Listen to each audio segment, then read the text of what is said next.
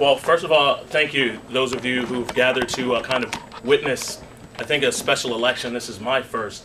So I thank you all for actually being a part of this. And for my point, actually I work with a number of you directly, and those who I don't, I hope that I can make my case, not just a case, but to make a good representation, not just for you all, but for us as a whole. And I think that may be one of the issues that actually made this special election happen, maybe because of the separation between, I guess, power broking or a push for recognition. Outside of that, I mean, my opinion. But I think that within the that struggle, I think a lot of people have been kind of dismissed or displaced. So with that being said, I'm looking forward to at least making a stand once again for all of the campus. And one of the things that I look at is those of you who I deal with in some classroom situations. I try to be as proactive as possible and engaging. Outside of being engaging, I think I'm incredibly approachable. And outside of jokingly, there's a young man in one of my classes that told me that I have a beautiful speaking voice. So hopefully I can yeah, I am not shy of accepting beauty. So with that being said, I may not be that that model that I, believe it or not, that I used to be. But once again, I could be a model example for the student body. So with that, I think that's pretty much my introduction. And just a bit about myself. I'm a transfer from Hofstra University. Prior to Hofstra, I've had an opportunity as a high schooler to participate in the college and high school collaboration, which is at the time was called the 2+2 program, which I started in getting involved in architectural engineering and drafting. That was directed to me because of the fact that I'm an artist. I know that it's kind of hard to believe to me sometimes because I'm really abstract versus being concrete. But with that being said, that allowed me to kind of have my first opportunity with college. And most of you that may not know, I'm close to being a really old man. And with that being said, yeah, I'm not going to tell you my age or when I'm going to introduce hair again, but it could be soon. So with that being said, it's kind of funny that I've had an opportunity to consider diversity as a non-traditional student.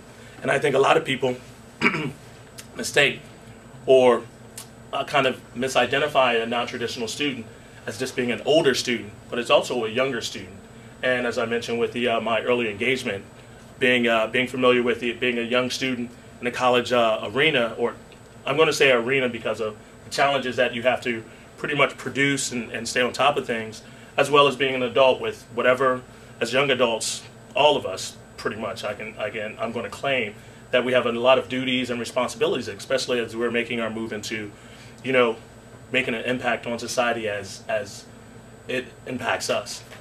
So with that being said, my next thing, transferring from Hofstra, I'll tell you a really funny story. Transferring from Hofstra, I tried to play lacrosse. Those who think I look like an athlete, you're kind of right. Those who believe I look like a great athlete, you're wrong.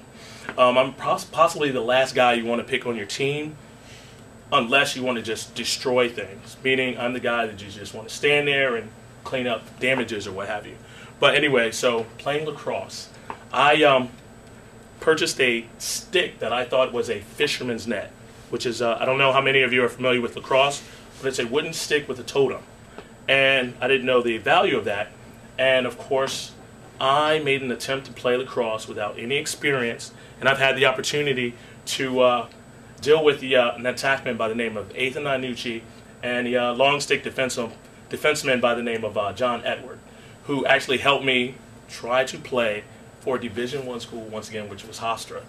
My nickname at the time was Old School because, once again, I didn't have the modern stick or technology. I just had this wooden leather stick to play lacrosse. 5 minutes. So with that, my ability to try to transform and do things that actually outside of the norm. Once again, the support that I got from the team is something that I think I can also direct here within this situation and this environment. So hopefully with your support and your endorsement, you can hopefully be a part of what's good for not just the school, but for all of us in itself. So with that, I'm going to close. Okay. We're going to start a 10-minute question and answer session now. You have 10 minutes to speak. Jake will be moderating. If anyone has a question, please raise your hand. We'll call on you. You'll have 2 minutes also to motion for the continued question and answer session. One of us will offer that, and then if someone seconds it, you'll have the 2-minute extension. And then Jake, whenever you're ready. Any questions? Or no? All right. Abe, what experience do you have in student government, if any? Student government. I have, I guess, prior to transferring to Hofstra, I was a part of SUNY ECC, South Campus. Originally I became the treasurer for SUNY ECC. After a period of the year, I became the vice president. And those of you who may not know that ECC has 3 campuses. And I actually was the liaison between all 3 campuses. I was a part of the ASC board, the athletic board. I pretty much did everything from hiring and monies directed to different communities, employees, and I was the student representative that covered a lot of that. Outside of student government, I've been a part of that's here with once again within the SUNY situation, and then at Hofstra I was a part of a committee at Hofstra University of the Twin Oaks residential area, which is where I lived at Hofstra University. So I helped plan events and activities, and as a lifeguard and the first responder.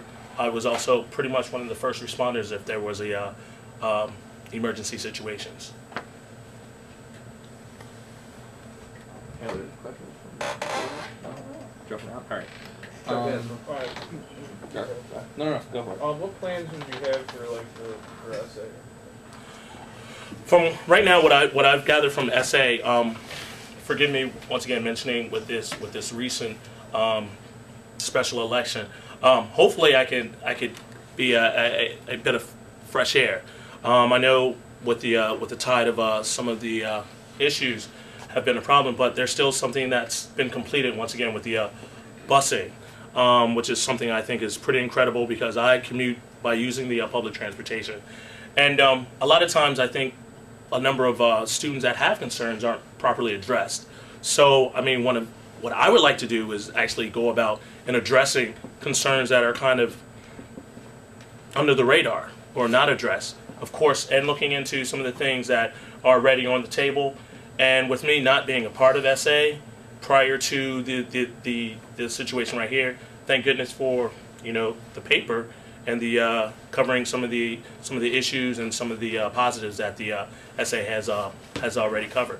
But as the president, I don't think that it's just my decision to make, moves or policies or anything like that. Hopefully, once again, that I could be a part of making other positives happen. Like I said, with the most recent article being the transportation situation.